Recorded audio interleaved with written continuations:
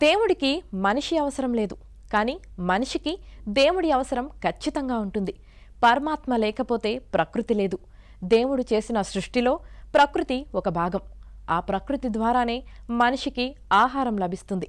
దానికి ప్రతీకగానే మనుషులందరూ కూడా కృతజ్ఞతాభావంతో వారు తయారు చేసిన వంటల్ని నైవేద్యాలుగా సమర్పిస్తుంటారు. మరి మనం ఎందుకు భగవంతుని పట్ల కృతజ్ఞతాభావాన్ని కలిగి ఉండాలి? లాంటి విషయాలను ఈరోజు ప్రవచనంలో తెలుసుకుందాం. శివపురాణంలో కూడా ఇలాంటి ఒక కథ వస్తుందన్నమాట. గౌతమ మహర్షిని సతాయిస్తారు ఎవరు? బ్రాహ్మణులు. ఏంటిది అంటే ఆయనను దూషించి ఆయన పెద్ద మనిషి అది అనేసి దేవుడి పూజ చేస్తారు. వినాయకుడి పూజ చేసి ఆయనకు చెడు జరగాలని చూడు అంటే ఆయన చెడు చేయలేడనమాట. పరమాత్మ ఎప్పుడు కూడా ఎవ్వరికి చెడు అన్నది చేయలేడండి.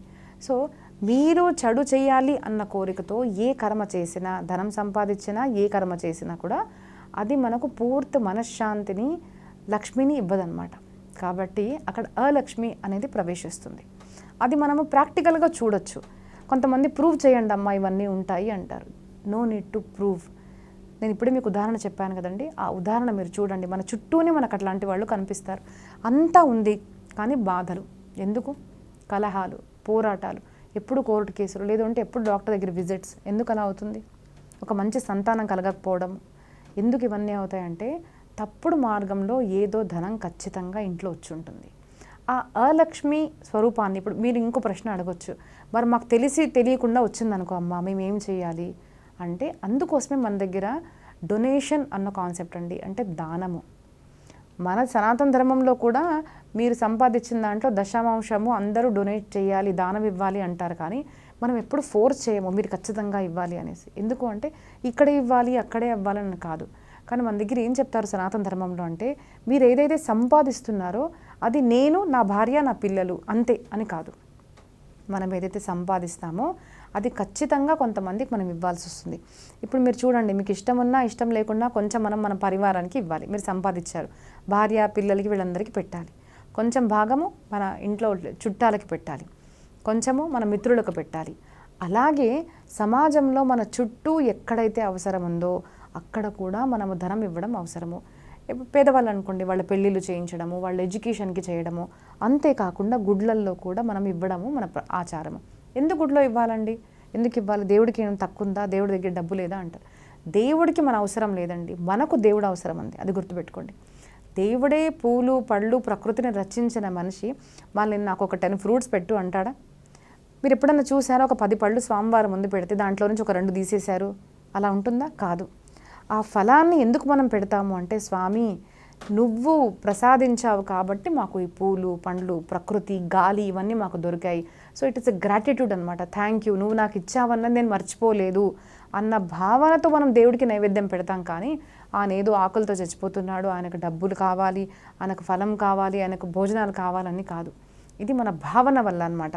అంటే నువ్వు ఇచ్చింది నేను మర్చిపోలేదు స్వామి అన్న భావనతో మనము ఇంట్లో వచ్చిన మొదటి వస్త్రం కూడా ఏదైనా కొన్నామనుకోండి, వెంటనే దానికి పసుపొట్టు ఏదో పెట్టి మనము స్వామి నువ్వు ఇచ్చావు అని మనం దాన్ని యూజ్ చేసే మనకు ఒక పద్ధతి అనమాట.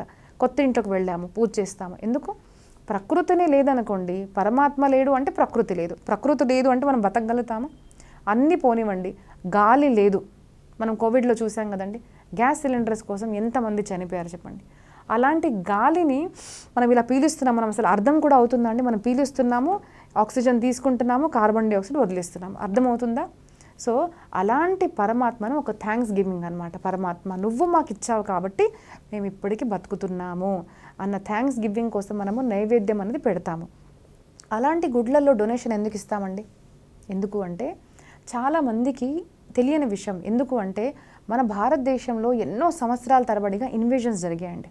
ముఘల్స్ కానివ్వండి, లేదు అంటే బ్రిటిషర్స్ కానివ్వండి, ఇలాగా ఎన్నో సంవత్సరాల తరబడి వచ్చినందుకు ఏమైపోయిందంటే మన సంస్కృతి సభ్యత అనేది మర్చిపోయాం మనం. లేదు అంటే మీరు పూర్వం మన శాస్త్రాలు మీరు కనుక చక్కగా చదివారంటే మన గుడ్లల్లో ఏమయ్యేది అంటే ప్రతిరోజు ఒక ప్రవచనకర్త ఉండేవారు. అక్కడ బ్రాహ్మణులు ప్రవచనకర్తలు నిత్యంగా సత్సంగం చేయించేవారు. హరినామస్మరణ, మంచి మాటలు ఇవన్నీ అక్కడ చెప్పేవారు అనమాట. దానివల్ల ఒక పర్సనాలిటీ అనేది డెవలప్ అయ్యేది. కంపాషన్, ప్రేమ, 10 మందికి మంచి చేయాలి, ఇవన్నీ విషయాలు ఒక మనిషిగా ఎలా ప్రవర్తించాలి, ఇవన్నీ మనకు గుడ్లల్లోనే ప్రవచనకర్తలు చెప్పేవాడు. అక్కడ ఆ టెంపుల్స్లో మనం డొనేషన్ ఇస్తాం కదండి, అవి ఎక్కడెక్కడ వాడతారు మీకు తెలుసా? అక్కడ కళాకారులు కానివ్వండి, అక్కడ వాద్యాలు వాయించే వాళ్ళు ఉంటారు, అక్కడ ప్రసాదం చేసేవాళ్ళు ఉంటారు, అక్కడ క్లీనింగ్ చేసేవాళ్ళు ఉంటారు, డెకరేషన్ చేసేవాళ్ళు ఉంటారు, పూలు పెంచేవాళ్ళు ఉంటారు, పూలు తుంచి దేవుడికి మాల కట్టేవాళ్ళు ఉంటారు. ఇలాగా మనం చూస్తే ఎంతో వర్గాలు వాళ్ళు కూడా ఒక గుడి మీద బతుకుతుంటారు. మనం జాగ్రత్తగా చూసాము అంటే ఇప్పుడు ఏమైపోయింది అంటే దుష్ప్రచారం. గుడి అంటే ఏంటిది? బ్రాహ్మణులు డబ్బులు తీసుకుంటున్నారు, బ్రాహ్మణులు తీసుకుంటారు, ఆచార్యులు తీసుకుంటారు. వాళ్ళు ఏం చేస్తున్నారు? They are the head of the department. But మొత్తం వాళ్ళు తీసుకోరు. వాళ్ళు ఏం చేస్తారు? ఆచార్యులు, గురువులు ఒక హాస్పిటల్ కట్టిస్తారు, 10 మందికి మంచి చేస్తారు. ఇప్పుడు మీరు చూసారండి, చిన్నజీర స్వామి గారు ఏం చేస్తుంటారు? చాలామంది ఏమనుకుంటారు అంటే ఇది ఇప్పుడు పద్ధతి కాదండి, ఆయన ఏం కొత్తగా స్టార్ట్ చేసింది కాదు. స్వామివారు ఏదైతే చేస్తున్నారో అది మనకు పూర్వం నుంచే వచ్చింది. ఏంటిది అంటే టెంపుల్లో ఉన్న ఆదాయము డీసెంట్రలైజేషన్ ఆఫ్ వెల్త్. ఎన్నో ఉత్సవాలు జరుగుతాయండి మన దగ్గర గుళ్ళల్లో. అప్పుడు ఏమవుతుంది? ఎంతమంది పనిచేస్తారు, ఎంతమంది దాంట్లో ఇన్వాల్వ్ అయి ఉంటారు? ఆ ఏదైతే ధనం వస్తుందో ఎంతోమంది దాని మీద బ్రతుకుతున్నారు అంటే ఎంతోమందికి జాబ్స్ ఉన్నాయి. First thing. సెకండ్ థింగ్ ఏంటిది? గుడిలో కంటిన్యూగా సత్సంగం అనేది జరుగుతుంది, ఫ్రీ ప్రసాదం అనేది ఉంటుంది. మీరు ఎక్కడైనా చూసారా అండి గుడ్లల్లో అంటే ఇంత డబ్బులు ఇస్తేనే ప్రసాదం ఉండదు. కొన్ని కౌంటర్స్ ఉంటాయి, అవి పెడతారు వేరే. కానీ వెళ్ళే ప్రతి మనిషికి కూడా మనకు ప్రసాదం ఇచ్చే పద్ధతి మన పూర్వం నుంచి ఉంది. అక్కడ భోజనాలు కూడా పెట్టే పద్ధతి. ఇప్పుడు అది తగ్గిపోయింది. ఇప్పుడు మీరు అనుకోవచ్చు, లేదమ్మా ఇప్పుడు అన్నీ అమ్ముతున్నారు అంటారు. ఎందుకు ఆ పరిస్థితి వచ్చిందండి? బికాస్ అంటే ఆచార్యులు ఇప్పుడు ఆచార్య పద్ధతిలో, మన సనాతన ధర్మ పద్ధతిలో గుడ్లు నడవట్లేదు కాబట్టి ఈ పరిస్థితి వస్తుంది. ఇప్పుడు కూడా మీరు అలాంటి టెంపుల్స్ ఏవైతే ఉన్నాయంటే, విశేషంగా చెప్పాలి అంటే ఇస్కాన్ టెంపుల్ మీరు చూశారు అంటే ఆ గుడి ఎక్కడైతే ఉందో అక్కడ ఉన్న ఒక 10 మైల్స్ రేడియస్లో ఉన్న ప్రతి మనిషి కూడా ఎవరన్నా వెళ్ళి అక్కడ ఫ్రీగా భోజనం చేయొచ్చు. అది ఎక్కడి నుంచి వచ్చింది? శ్రీల ప్రభుపాద వాళ్ళు కొత్తగా చేయలేదు. ఇవన్నీ మన పురాతన కాలంలో నుంచే ఉన్నాయి, వేదాల్లో చెప్పబడ్డాయి అన్నమాట. సో అందుకోసము మనం మంచి చేయలేం కదండి. ఇప్పుడు నేను వండి ఎంతమందికి పెట్టగలుగుతాను? రోజు నేను బయటికి రావాలి, ప్రవచనాలు చెప్పాలి, రికార్డింగ్ చేస్తాం. కొంతమంది ఉంటారు పొద్దున బయట పనికి వెళ్తే రాత్రి ఇంటికి వెళ్ళిపోతాం. మనం 10 మందికి భోజనం ఎక్కడ పెట్టగలుగుతాము? So because I'm not able to spend, నేను చేయలేకపోతున్నాను కాబట్టి ఎక్కడైతే ఇలాంటి మంచి కార్యం జరుగుతుందో అక్కడ వెళ్ళి నేను డబ్బులు ఇవ్వాలి. కాబట్టి హుండీలో డబ్బులు వేయాలి, బ్రాహ్మణులకు ఇవ్వాలి అన్న పద్ధతి. బ్రాహ్మణులకు ఎందుకు ఇవ్వాలి? హుండీలో వేస్తే సరిపోదా, ఎందుకు బ్రాహ్మణునికి ఇవ్వాలి అడుగుతారు. నేను ఒక మాట చెప్తానండి, మీరు డబ్బులు లేకుండా బతుకుతున్నారా? ఎవరైనా బతుకుతున్నారు అంటే నాకు చెప్పండి ప్లీజ్ వచ్చి, అక్క మేము ₹1 కూడా తీసుకోకుండా బతుకుతున్నాము అంటే మీ నుంచి మేము శాంపుల్ ఎగ్జాంపుల్ తీసుకుంటాము. కానీ పుట్టిన ప్రతి మనిషికి కూడా ఏది చేయాలన్నా, తన పరివారము సమాజంలో ఏది చేయాలన్నా ఒక డబ్బులు అనేది అవసరము. ఆ బ్రాహ్మణులకి కూడా భార్య భర్త పిల్లలు ఉంటారు కదండి, వాళ్లకు ఇల్లు ఉంటుంది కదా, వాళ్లకు పేరెంట్స్ ఉంటారు కదా, మరి ఇవన్నీ వాళ్ళు ఎలా నడపాలండి?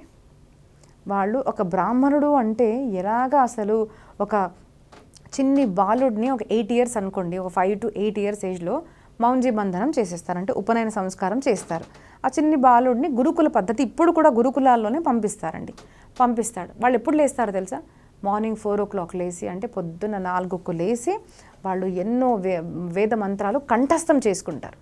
మీకు నాకు ఒక ABCD చెప్పామంటే మనం మర్చిపోతున్నాము. అలాంటిది ఇప్పటికీ బ్రాహ్మణులు కనుక మీరు చూశారు అంటే అందరూ ఒకటే స్వరంలో పాడతారు. అందరూ వేద విద్యని కంఠంలో పెట్టుకున్న వాళ్ళు ఉన్నారు. ఎన్నో ఆచారాలు, ఎన్నో ఆగమ శాస్త్రాలు ఇవన్నీ కంఠస్థం చేసి మన సనాతన ధర్మం యొక్క వైదిక విద్యని ఇప్పటికీ నిలబడి ఉంది అంటే కారణం ఎవరు? బ్రాహ్మణులు మాత్రమే. కాబట్టి మరవడానికి రాదు.